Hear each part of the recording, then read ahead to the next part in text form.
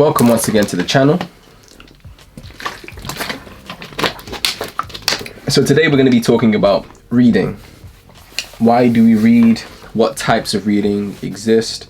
What is the overall purpose of reading? Do we even need to read? So many people see my library, right? They see my bookshelf stacked as always, and they question, okay, what do you read? They ask, why do you read?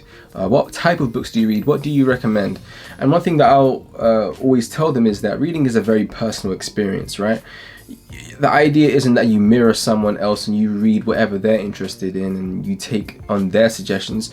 You read because you have an interest in something, right? You want to learn more about a subject. You want to learn more about a particular field, or you like an author, or perhaps you want to go into a purely fictional world where your mind can, soar and take off on its wings, right? There are many different reasons as to why we read. So what are my current reading habits? Well, usually I read one fiction book and one non-fiction book a month. I try to keep it like that. The non-fiction book will always be one that's information based, right? Because I'm trying to learn and acquire knowledge. And then the fiction will be something that just takes me out of this reality and allows me to go into a fictional world where I can be a bit more right brain and less logical, where I can be a bit more artistic and explore different scenarios that I might not come across in reality. So that's why I read fiction books, right?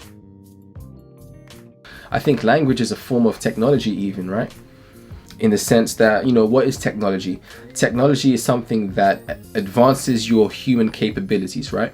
You interface with a phone because a phone allows you to have certain abilities. I think it's the same thing with language and with books, right? It's a type of interface, right? Except that this one is with words, right? And what good writers do is they will order that language in a way that you can begin to paint a picture in your mind, see it for what it is, construct it. Words give you the ability to literally open up new worlds. As well as being physical beings, we also have and we enjoy a vast mental life, right? Our tools for cognition, for building and generating worlds, worldviews, ideas, perceptions, that's what the mind is for, right? That's why we're given this tool of language. Language defines your reality. Language is what ascribes meaning and depth to material objects.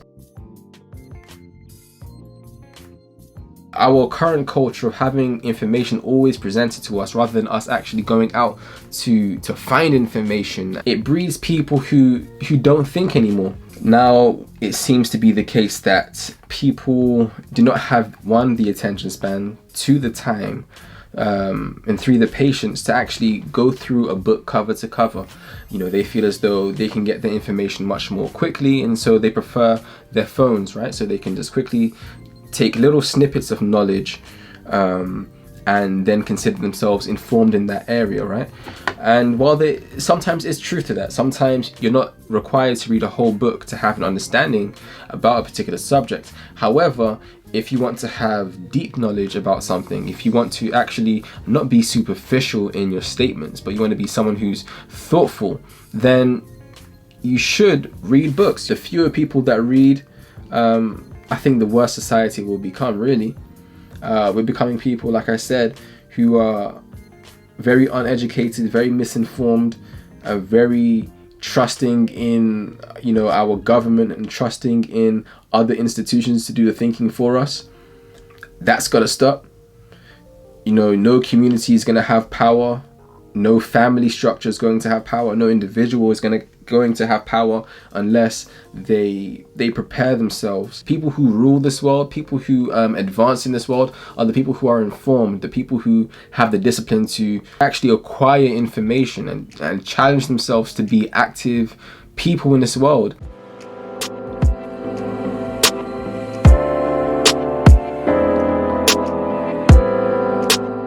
Are there any downsides to reading? I think so, yes. It is possible that you can sometimes become so focused on trying to digest information that you don't actually assimilate that information and then make a move. There are many people who have no tangible results from what they've read because they don't know how to transfer that into action. Yeah, you can read as much as you want about crypto. You can read as much as you want about trying to become a leader. You can read as much as you want about trying to develop better relationships with people. But until you actually practice the knowledge that's in there, it ain't gonna work, right? It's not gonna make a difference in your life. One question that I get a lot is, Kev, what type of book should I be reading? Well, I would say just read anything that you can get your hands on. Literally. If it's a newspaper, read that. If it's a social media post, read that. It isn't a competition to show people like, look, I've read all of this. What have you read? It's not about that. Reading is about you having an internal dialogue with an author, with a concept, a belief system, right? So, don't box yourself in. What I would suggest to people who want to read and don't know where to start, I would just say, what interests you? What are you curious about? What grabs your attention? Start there. That's what I would say. So I do really believe that reading is important. I think it's an important exercise, not just to make us better workers and to make us more entrepreneurial, to make us more effective and productive. I hate those people who only read books about productivity. It's like, there's so much more you could read. There's so much more to life, right? It annoys me when I come across people and we have a discussion about books. You say, yeah, I love to read, and I ask them, okay, what do you read? Oh, I read How to Be a Better Individual in 10 Days. And it's like, what? Reading isn't always just about self-improvement. Like, read to have some culture, man. Read something that came out of Russia. Read something that came out of France. Read about different historical periods. Read about different things to expand your awareness. There are some people who are so keyed into, I need to be productive, I need to be an entrepreneur, let me learn how to triple my efficiency. It's like, I'm criticizing those people, but sometimes I do the same thing. I do read certain books to update my mental tools, right? But at the same time, it's like, read to have fun, read to learn about something new and totally out there and something that you would never ever come across, right? That's the fantastic thing about reading, is that you can read about purely fictional, made up worlds, right? And that's cool. It's cool to take your mind to different places. It's cool for you to, explore your nature and explore the world, right? That's what reading is about.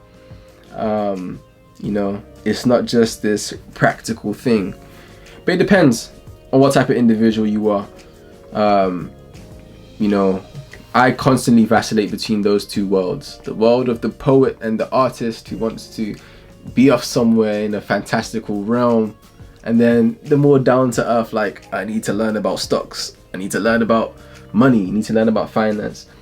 You have to see which path you walk, and you have to walk it in it. But yeah, reading is essential. It's an essential skill. It's an essential thing in life to do, I would say, personally. So thank you for sticking around in this video. I hope that you learned a little bit more about the benefits of reading and why it's important to read. Comment down in the description what book you're reading at the moment. I'd be very curious to see what my viewers are reading. And if you have any recommendations as well, that's very welcome on this channel. So, Faculty X Training, and I'm signing out. Peace, guys.